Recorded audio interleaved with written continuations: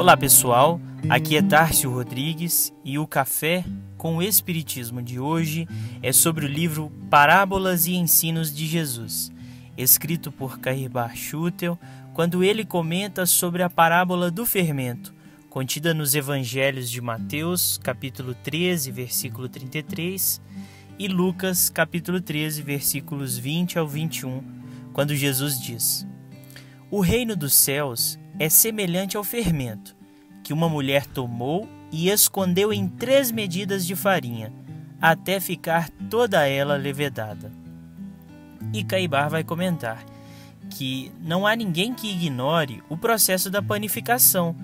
Lança-se um tanto de fermento na massa de farinha, mistura-se e espera-se que fique toda levedada, para o que muito concorre o calor. Aparentemente, quem vê a massa não diz que tem fermento.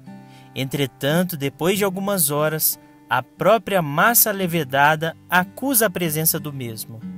Assim é o reino dos céus. O homem não pode transformar de simples e ignorante em elevado e sábio de um momento para o outro. Como o levedo não transforma a farinha na mesma hora em que nela é posto. Aos poucos, à medida que ouve a voz dos profetas, a palavra dos emissários do alto, a inteligência do homem se vai esclarecendo e o seu espírito se transforma. Ele assimila o reino dos céus, que à prima face lhe parecia um enigma, mas depois se lhe apresentou positivo, racional, lógico. Quem diria que uma só medida de fermento, em 3 medidas de farinha, leveda a mesma? Preciso, porém, lembrar que o calor, não só a farinha para o pão, como também no homem, para a transformação de espíritos, é indispensável. E este calor pode traduzir-se na atividade que empregamos para o progresso que somos chamados a conquistar.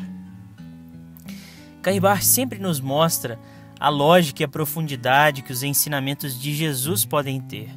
Aquele que se apegasse exclusivamente à letra fria não conseguiria captar todo o calor e todo o simbolismo que o espírito da mensagem nos traz. Muito pequena, a parábola do fermento traz um aspecto do reino dos céus, que é o emprego do próprio fermento, enquanto algo que está escondido nessas medidas de farinha, mas que serve para levedar toda a massa, sem dispensar o concurso do tempo e do calor, como nos lembra Cairbar.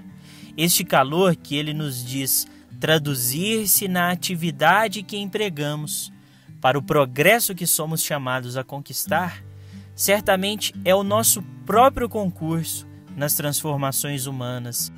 E ressaltamos nestas 3 medidas de farinha que para nós pode significar as 3 grandes etapas da revelação divina, como bem colocado por Kardec no primeiro capítulo de O Evangelho segundo o Espiritismo, em A Mensagem de um Espírito Israelita, que nos diz: Moisés abriu o caminho, Jesus continuou a obra, o Espiritismo a concluirá. E citamos ainda a colocação de Kardec neste mesmo capítulo, quando ele diz: A lei do Antigo Testamento teve em Moisés a sua personificação, a do Novo Testamento tem-na no Cristo. O Espiritismo é a 3ª revelação da lei de Deus, mas não tem a personificá-la nenhuma individualidade, porque é fruto do ensino dado não por um homem, sim pelos Espíritos, que são as vozes do céu, em todos os pontos da terra, com o concurso de uma multidão inumerável de intermediários.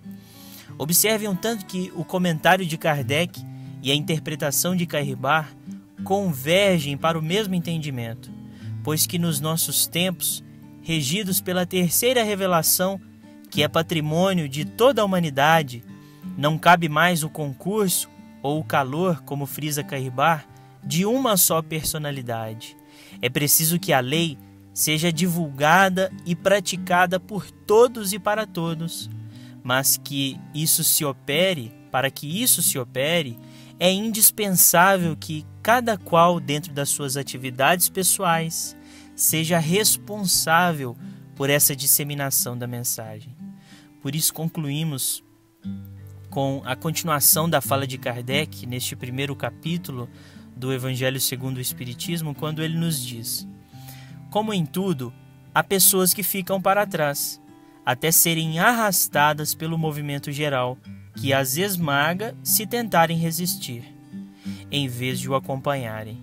É toda uma revolução que neste momento se opera e trabalha os espíritos. Após uma elaboração que durou mais de 18 séculos, chega ela à sua plena realização e vai marcar uma nova era na vida da humanidade.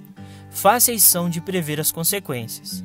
Acarretará para as relações sociais inevitáveis modificações, às quais ninguém terá força para se opor, porque elas estão nos desígnios de Deus e derivam da lei do progresso, que é lei de Deus.